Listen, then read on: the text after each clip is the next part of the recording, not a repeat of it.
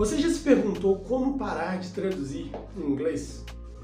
Se você está nesse processo, provavelmente você já ouviu opiniões divergentes sobre pode traduzir, não pode traduzir, e até mesmo que você não deveria traduzir de jeito nenhum. E nesse vídeo nós falaremos sobre como parar de traduzir, se de fato parar de traduzir é viável ou não para você nesse processo. Meu nome é André e muito bem-vindo a esse vídeo.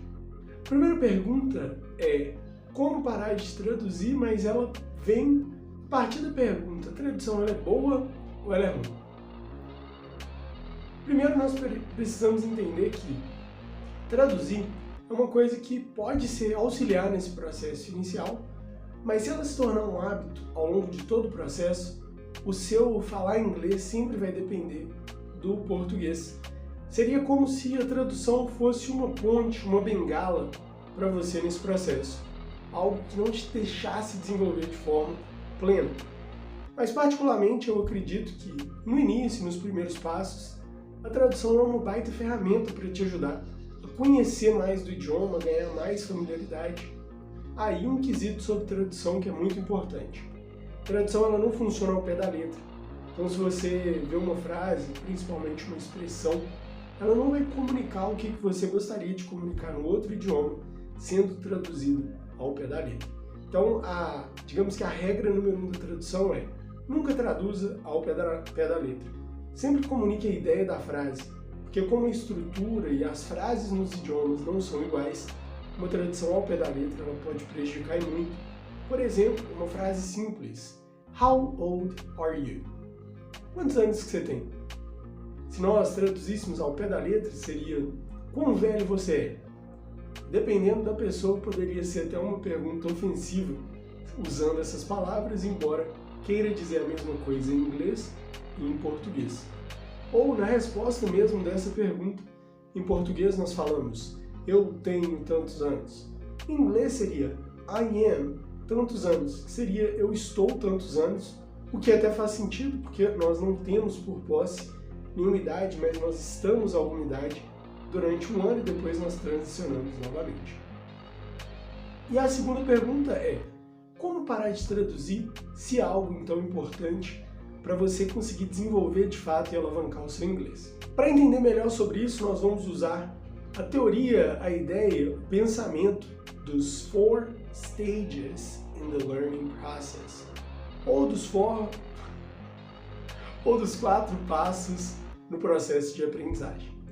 O primeiro deles é chamado de unconscious incompetence, que é quando você nem sabe que você não sabe. Sabe quando uma criança vai dirigir junto com o pai no carro, senta no colo e vai mexer no volante? Ali, naquela hora, a criança ela realmente acha que ela sabe dirigir. Então é um unconscious incompetence. Ela nem sabe que ela não sabe. Quando a criança vai ficando mais velha, ela pode até tentar dirigir, mas ela fala: poxa, eu não sei. Aí ela é uma pessoa que está conscious, então ela está consciente, incompetence, da incompetência dela de dirigir naquele momento. Então nesse momento a pessoa já tem capacidade de começar a aprender, porque ela descobriu que ela não sabe. O terceiro passo, ele é o chamado de conscious competence. É quando você sabe que você sabe. Isso acontece muito quando a gente está na autoescola e tira a carteira e começa a dirigir. A gente sempre tem que estar pensando: olha, entrei no carro, coloco o cinto, ajusto o retrovisor, agora acelera de primeira, pisa na embreagem para passar de marcha, senão quebra tudo, pisa na embreagem de novo, ouve o barulho do carro, o carro fazendo aí está na hora de passar de marcha. Então você consegue fazer mais de forma mecânica.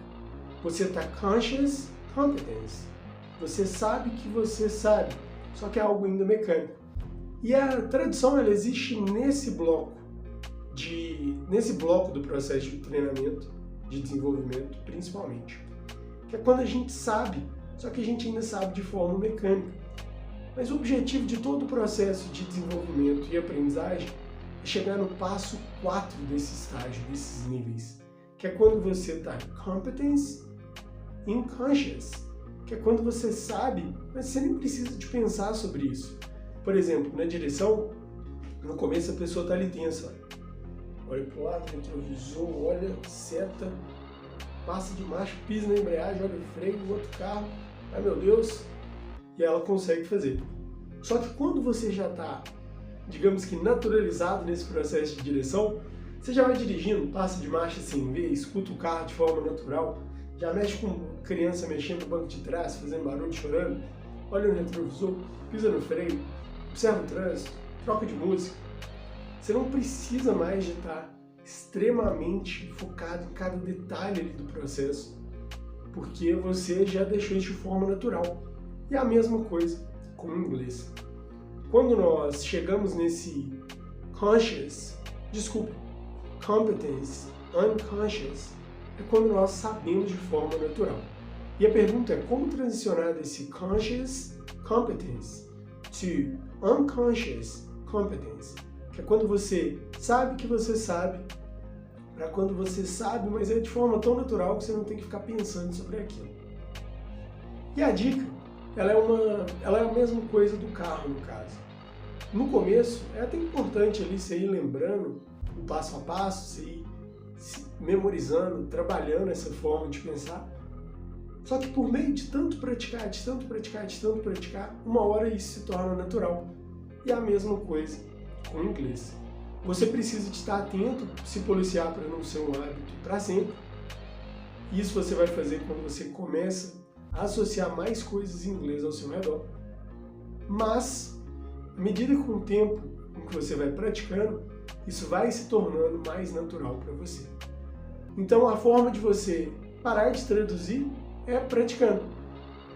Então, a resposta ela parece até simples, mas a cada filme que você assiste sem legenda, ou com uma legenda em inglês, a cada oportunidade que você tem de conversar com alguém, ou de ler um livro, ou de fazer ali uma pergunta e resposta com alguma pessoa, que é uma coisa mais bate-pronto, tudo isso te ajuda nesse processo para desenvolver a sua habilidade de falar inglês, ganhar mais confiança e de forma progressiva, reduzindo as traduções que funcionam como uma bengala aí nesse processo que não deixa você desenvolver e ir mais longe. Então, primeiro, não se sinta culpado se você traduz, se é algo que ainda é importante para você no processo. E se você sente que isso já está te segurando, está te deixando para trás, aumente o seu nível de prática de inglês de verdade. Isso em si é a melhor estratégia que vai te ajudar a reduzir a tradução, ganhar mais confiança e ampliar o seu desenvolvimento de inglês. E se você não sabe, essa é a aula de número 57 de um curso 100% de inglês que nós lançamos chamado Inglês 365. Se você gostou dessa aula, compartilhe ela com alguém. Se você tiver qualquer sugestão, feedback, dica, deixe nos comentários. Muito obrigado por estar até aqui. Thank you, take care, and I'll see you in the next one.